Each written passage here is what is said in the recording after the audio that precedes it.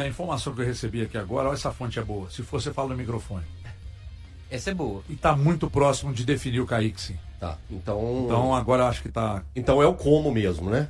É o como. Bom, deve ser, né? É. A partir daí, o resto do dinheiro, e não acho que só o dinheiro do Kaique, o Cruzeiro vai buscar outros jogadores. E acredito até que o sorteio que colocou Cruzeiro e Flamengo frente a frente na Libertadores impulsiona para isso. Talvez não um jogador de primeiro nível de seleção, mas jogadores que possam melhorar um pouco o funcionamento do ataque, porque o Cruzeiro não precisa de muito. O Cruzeiro precisa de pequenos ajustes nas posições. Até com o nome do Sousa muito ventilado. Sim. E o Sousa por 7 milhões de euros, 7 milhões de dólares, eu não lembro, são euros ou dólares. É um preço justo por um volante promissor, um volante que o continente inteiro está de olho e que está de saída do Racing. O Racing vive o pior momento do clube nesses últimos 3, 4 anos.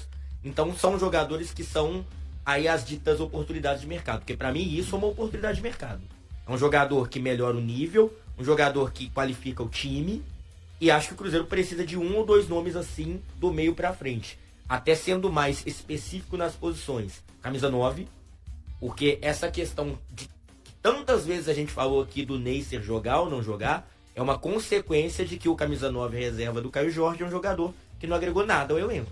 Então é uma posição que, de forma urgente, o Cruzeiro precisa trazer.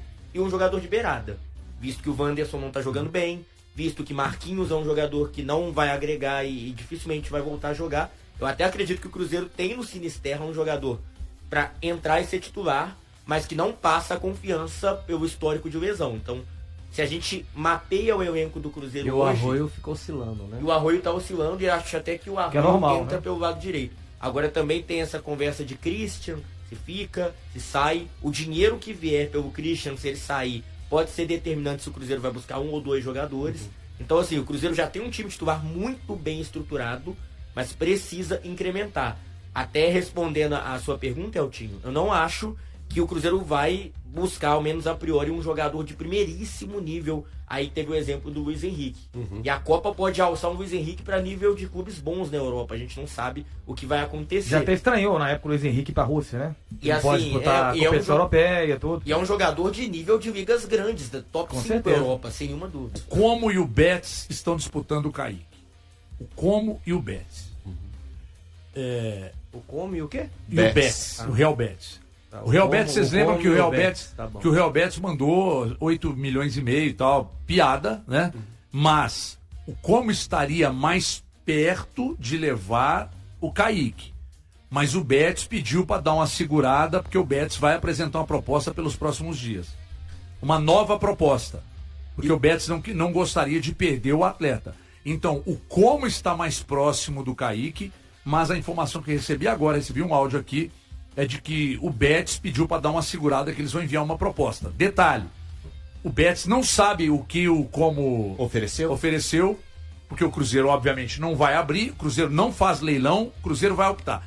Quem chegar exatamente com o valor que nós entendemos que é o valor de venda, a gente vai fechar negócio. Parece, pessoal, quem tá acompanhando a gente, que o Kaique realmente vai sair do Cruzeiro. O jornal Corriere dello Sport informou que o acordo entre Cruzeiro e o Como está próximo de ser fechado, Rafa Nobre, é isso? Di, o que a gente tem certeza é que o Como aumentou a proposta, aquela pedida inicial que não agradou, né? Aí eu falo dessa segunda investida. Teve a primeira investida que por muito pouco o Kaique acaba não deixando a Toca da Raposa 2. Volta com uma quantia, num primeiro momento, não interessante para o Cruzeiro. E aí a negociação, né? Ela vai subindo. Agora, sinceramente, Di, eu não acho que o Cruzeiro é o que a gente trouxe ontem, né? Não acho que o Cruzeiro vai acelerar esse processo. Primeiro, porque o Kaique não tem pressa para que isso possa acontecer. Ele está muito bem para esse ano, entendendo que é um ano que ainda pode render muito para ele, entendendo que está no melhor momento da sua carreira. Então, está muito tranquilo o Kaique para poder definir o seu futuro. E o Cruzeiro também entendendo que o Kaique pode valer mais, né? Então, a janela ainda vai no dia 20 abrir, então tem um caminho longo a percorrer. Eu acho que à medida que ela vai caminhando um pouco mais, outras ofertas, no caso do Kaique, que já teve Betis interessado, e com certeza tem outros clubes, Barcelona também sondando. E a sondagem, ela deve acontecer, tem clubes que a gente nem deve ter falado aqui, que sondaram a situação do Kaique, talvez por intermediários, mas entendendo um pouquinho mais do que pode ser o futuro do jogador. É um jogador muito novo, de uma carreira que a gente sabe promissora para a seleção brasileira, de uma característica ótima para o mercado europeu. Então, tá tudo jogando a favor do Cruzeiro para esse momento, para poder tentar chegar no montante que seja mais interessante ou que seja bem distante daquilo que foi por pouco quase uma proposta que tirou o Kaique do Cruzeiro no início do ano, né? Então, eu entendo que ela melhorou e eu acredito que ela pode melhorar mais, a depender do que o Cruzeiro pode fazer com a habilidade dessa negociação, entendendo que o mercado ainda não se abriu, para ter um pouquinho mais de paciência, calma, por mais que já tenha contratado, tá tudo certo com o Rojas, né? Para ele poder ser o lateral esquerdo do Cruzeiro para o restante do ano, mas entende também o Cruzeiro e precisa entender que ainda tem um tempo para poder trabalhar e trabalhar um pouquinho mais de paciência para poder chegar num valor merecido para que possa tirar o Kaique do Cruzeiro.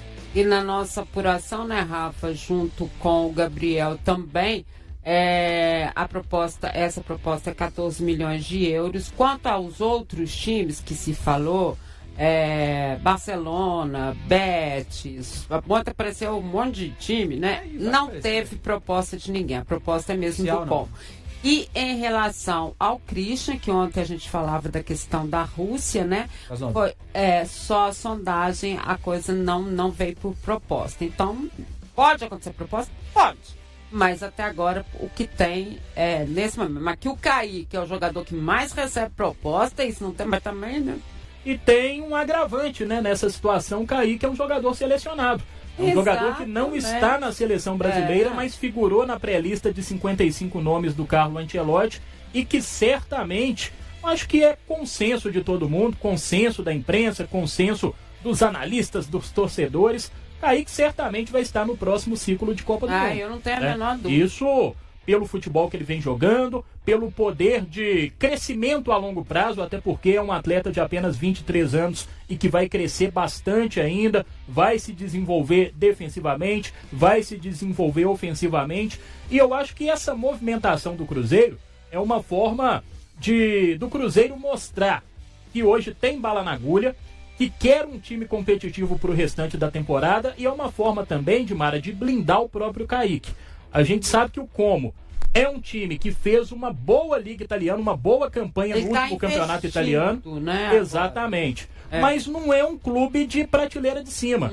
Então, se o Cruzeiro espera, se o staff do jogador também tem a paciência para esperar uma proposta mais vantajosa, isso pode determinar o próprio futuro do Kaique na seleção brasileira, lá na frente. A gente já viu vários jogadores promissores do futebol brasileiro que fizeram escolhas não tão boas assim a nível internacional e que acabaram jogando o seu futuro na seleção brasileira na lata do lixo. Então o Cruzeiro acaba trabalhando com cautela para ele mesmo, né? Até porque o Cruzeiro não quer perder o Kaique agora, neste momento, que tem um time competitivo pensando no restante de 2026, e também trabalha em conjunto com o staff do atleta até para preservar a carreira dele lá na frente, para ele fazer uma boa escolha, né? É verdade, mas é óbvio que a gente está falando do Como, que é da Itália, né, gente? Então também eles podem pensar, estará mais perto de uma visão, né? Estará mais, porque o Como não é um, né, que você vai parar lá na Arábia, lá não sei na onde, que ninguém tá te vendo, lá se vê. Mas né? o italiano não esteja bem,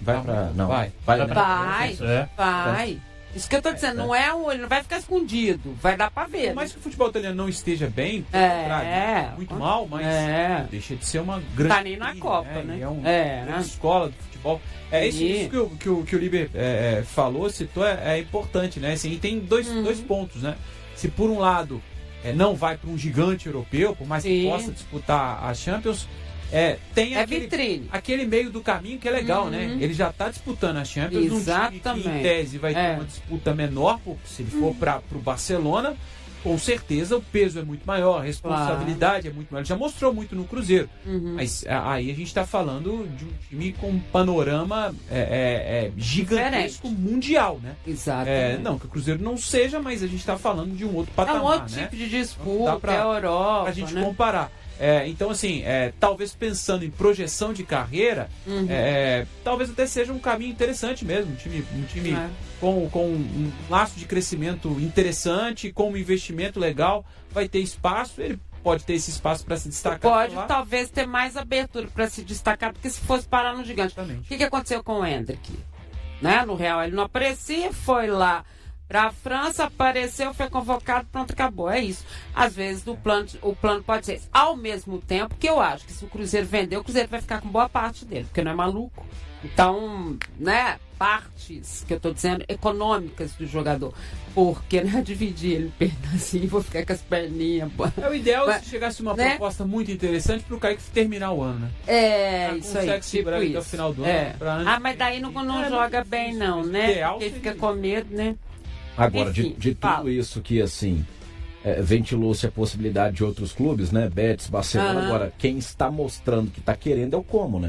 E querendo mesmo. Ele vem com proposta. Aí o Cruzeiro responde, ele vem com outra proposta. Então, assim, um time em ascensão, não é um gigantesco, não é uma Inter, não é um Milan, Juventus, nem Roma, verdade. Mas, assim, é um time em ascensão para Champions, né? Eu tava tentando me lembrar, porque o Betis eu acho que também vai. A gente falou do Betis, do Kaique, acho que o Betis também vai.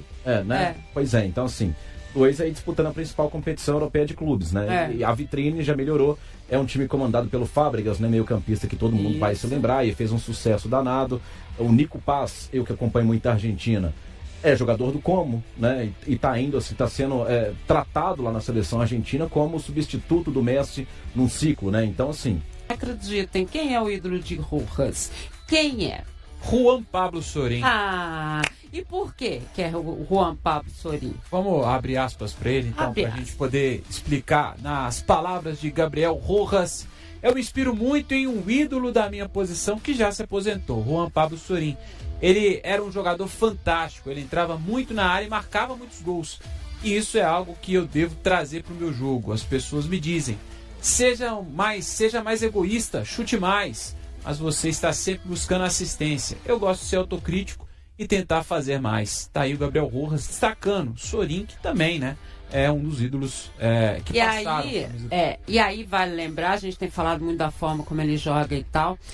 A forma como o Sorin se deu melhor no Cruzeiro, e foi quando ele realmente acabou virando o ídolo e tudo mais, foi quando o Luiz Felipe Scolari veio para o Cruzeiro, em acordo com o técnico da Argentina, ele deu aquela liberdade ao Sorin que ele tinha de ir à frente, de ser muito mais ofensivo, que transformou a carreira do Sorin. Portanto, na concepção dele, ele quer ser este jogador.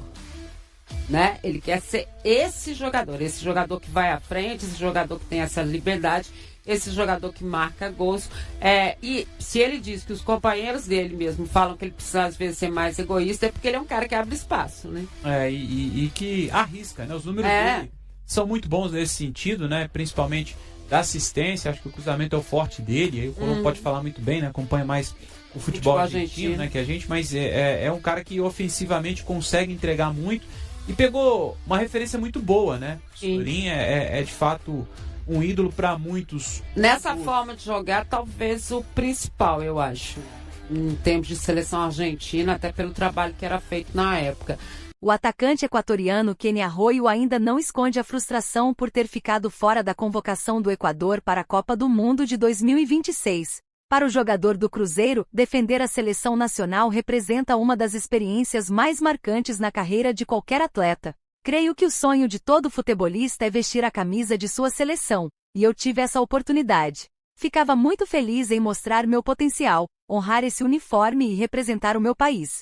Era algo maravilhoso, afirmou em entrevista concedida ao canal El Canal del Futebol no YouTube, diretamente de sua residência em Guayaquil. Aos 20 anos, o ponta alimentava a expectativa de disputar o Mundial realizado na América do Norte entre junho e julho, mas acabou não sendo incluído na lista final elaborada pelo técnico Sebastián Beccacece. Na disputa por uma vaga, Arroyo foi superado por jogadores que atuam no futebol brasileiro, como Alan Minda, do Atlético, e Gonzalo Plata, do Flamengo. Apesar da decepção, o atacante garante que utilizará o episódio como combustível para o futuro. Segundo ele, o planejamento para chegar à Copa do Mundo de 2030 começa agora. Antes disso, há a Copa América de 2028, também nos Estados Unidos, competição na qual espera estar presente. Fiquei um pouco triste, claro, Mas isso me dá ainda mais vontade de trabalhar e recuperar tudo o que vinha construindo para iniciar a caminhada rumo aos próximos 4 anos. Quando recebi a notícia, vivia um bom momento, mas acredito que os convocados farão uma grande campanha e, quem sabe, possam até conquistar o título, declarou.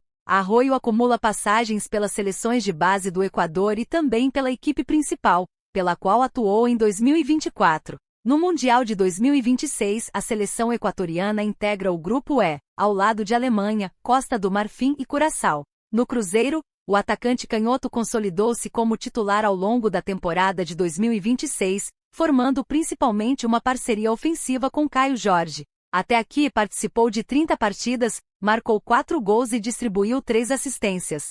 Quando acertou sua chegada ao futebol brasileiro no ano passado, um dos principais objetivos de Arroyo era justamente retornar à seleção equatoriana e disputar a Copa do Mundo de 2026. Revelado pelo Independiente del Valle, o jogador estava no Beşiktaş da Turquia, antes de assinar contrato com o Cruzeiro até dezembro de 2029. Cheguei ao Cruzeiro para entregar o meu máximo, marcar gols e dar assistências. Todo jogador sonha em defender sua seleção e principalmente jogar uma Copa do Mundo. O Mundial está muito perto, e estou motivado para mostrar meu valor e voltar a ser convocado, declarou o camisa 99 durante sua apresentação oficial, em 3 de setembro. E aí galera, o que acharam?